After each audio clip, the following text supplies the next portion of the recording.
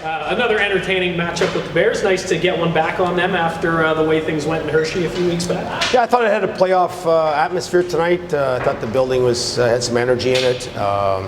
It was back and forth. A lot of momentum changes. I thought the special teams on both teams were obviously played a role in the game, and I did like our 5-on-5 play as the game progressed. Wasn't crazy about our start. Didn't think we were breaking the puck out very well, and when we started looking at the chances against our puck management at both offensive and defensive blue lines, cost us some grade A opportunities, but then I thought we started getting above the puck, and one of our strategies going into the game tonight, they have a really big set of D, was to try to put pucks to space and use our forecheck to our advantage, and I thought we did that at times to get some sustained OZP and consequently force Copley to make some good saves.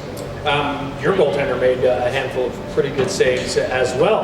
How did you feel about Matt Sogard coming back off that illness? Yeah, I thought he was excellent. I quite frankly, I thought both goalies played very well. When the momentum shifted, whether it was for us or Hershey, both goalies were required to make some saves, and obviously Sogard was excellent in the overtime. They had obviously the power play 4-on-3, and then even though Aspel came out of the box, he had a couple of looks there before he was able to freeze the puck. So, and then you look at the other end. I thought Copley there in the second period, we generated a lot off the power play and had some great looks 5-on-5 after the power play to keep the momentum in the game. So it was just one of those types of games where the goalies were forced to make some good saves, and fortunately we were able to get the extra goal. Roby scored a big game winner there, kind of coming off the schneid a little bit. Same with Igor, just kind of those guys. You always say they got to drive the bus for you, and they did tonight. Yeah, absolutely. Sokolov and Yerventi are our two most skilled players, and they're two very valuable prospects. So their strengths and forte is to score goals and make plays. And I thought as tough a game as it was, because it was a playoff game and there wasn't a ton of room. Hershey, if you look at the analytics, are top 5 in almost all the defensive categories in the AHL. So you knew they were going to be tough. And I thought Soko did an unbelievable job of driving the net to tie the game. And I knew I needed to get Robbie out there in overtime, just because he's been very, very good for us in overtime this year. And fortunately, he was able to rip one of those shots. It's an NHL shot. It's tough to stop. We see that on a daily basis. So I'm glad both guys were able to help us win the hockey game. Jonathan Aspel scored. What did you think of his game after the injury layoff? Well, Haspel is a little bit of an underrated defenseman, in our opinion. He's got such a motor, an engine to him, and sneakily, he has not had a ton of power play time this year just because of the dynamics with Delzato and Leslie, and so it's been very, very difficult to get him power play time.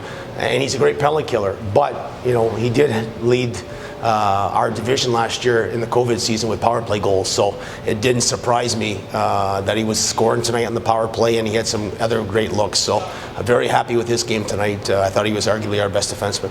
With Delzato out of the lineup, was that kind of an audition in as much as you've seen him in the past, but that he could end up slotting in there depending on what happens with Delzato? Yeah, absolutely. Deli's banged up there, as we talked about this morning, and I'm not sure if he's going to be available tomorrow or Sunday.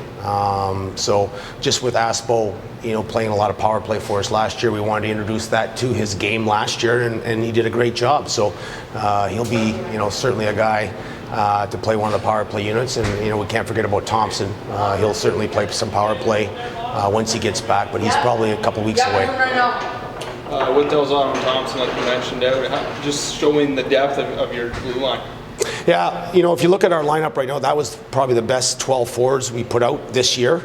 Obviously we got Perry sitting out and Wilkie, who've been mainstays usually on that fourth line this year. But you add Sabrin here last week, and then Parker Kelly. It certainly gives us the best 4 lines we've put out.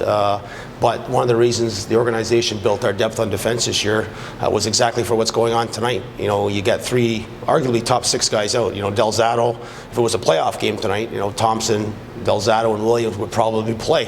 So to have guys step in like Gannett and who's had a great, fabulous season as a rookie, and obviously Jack Doherty who's waited his turn. When you have those type of guys that put in, you can still win hockey games, and that's important. You're in the midst of 3-3. Will you go with Logan Claudel tomorrow? Yeah, I think it's important that Sogi, obviously didn't have a great back-to-back there in Manitoba. The workload was pretty intense tonight, a playoff type of game. And then we have Syracuse Sunday night, which is a divisional matchup. So Flodell did a great job Tuesday night, and we'll look forward to him giving us another good start tomorrow night. Thanks, Roy. Guys.